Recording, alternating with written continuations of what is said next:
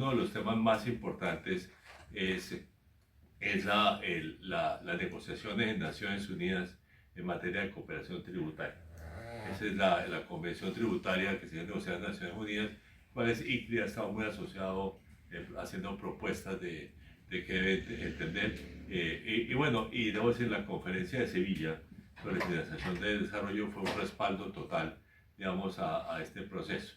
Nuevamente, no hay posición latinoamericana, pero hay, digamos, es un proceso mundial interesante, digamos. Hay unas iniciativas particulares de países latinoamericanos, algunos con España y otros